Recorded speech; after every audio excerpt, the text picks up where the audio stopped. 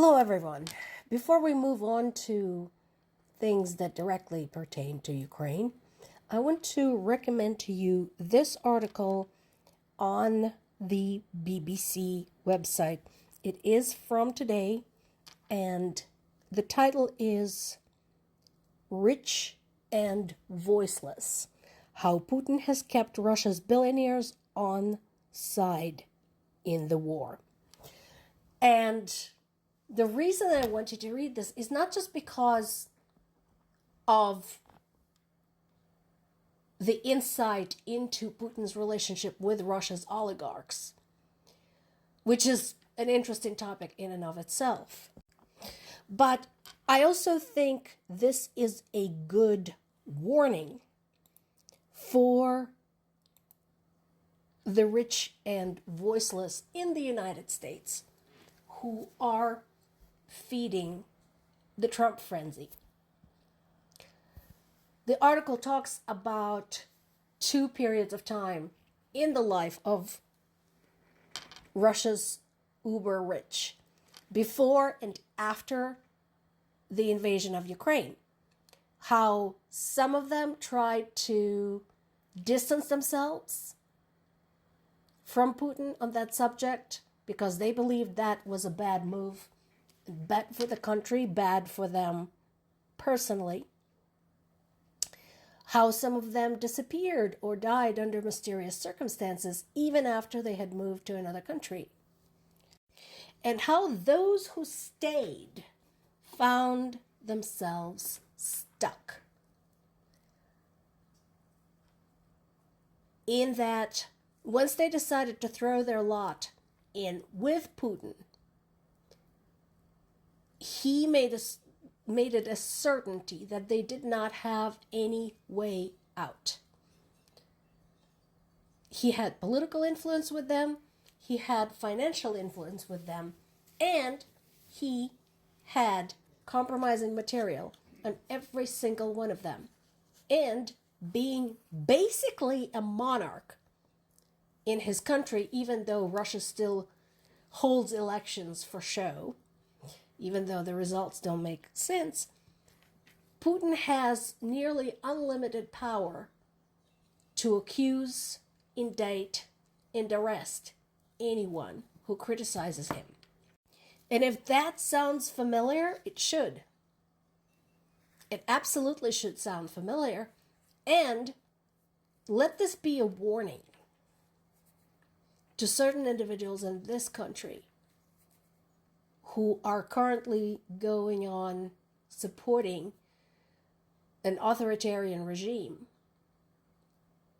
because such things do not remain secret, and there's only so far their wealth will protect them. Now, the advantage that the U.S. rich have is that Trump is a lot dumber than Putin. So there is that. They might yet outsmart him. But still, a very, very interesting piece. And like I said, I also very much liked the very descriptive title, Rich and Voiceless, because that really struck a chord. On to the news about Ukraine. So one of the biggest stories today is that Putin had complained to Trump and to anyone else who would listen that Ukrainians had attacked his personal residence in the city of Nizhny Novgorod. At this time, Ukrainian government and Ukrainian security services are denying this. And there is something to think about there, because why would they?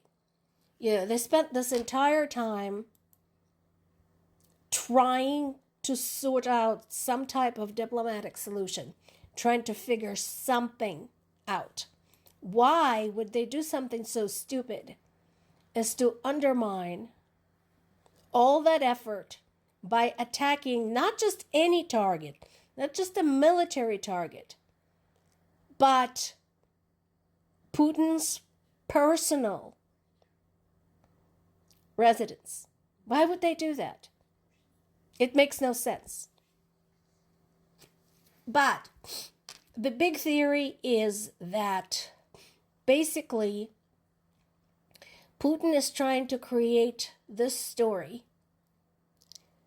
in order to have an excuse to basically unleash another series of brutal attacks against Ukraine. That is everybody's, not everybody's, but this is the opinion of a lot of people who have been covering this topic. And I tend to agree with them. Trump immediately, flew off the handle, called it a crazy move, and I don't know if there's any pacifying him, but I seriously doubt it. I don't think it's gonna work out. So we'll have to see. We'll have to wait and see.